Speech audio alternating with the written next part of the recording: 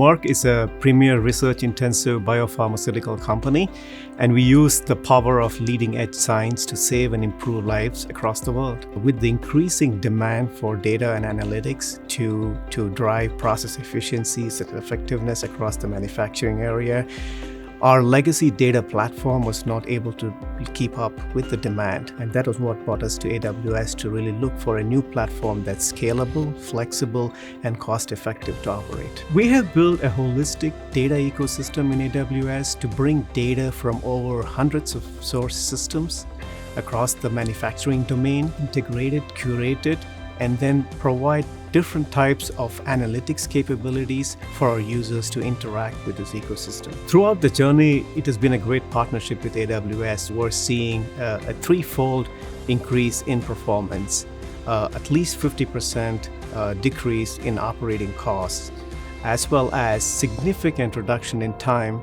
to make data available to our users. What we're doing is democratizing the use of data through self-service mechanisms, through the ability to build structured solutions, as well as provide AI ML capabilities on the data for advanced analytics. And all this ultimately means that we're helping the company deliver the medicines to the patients we serve.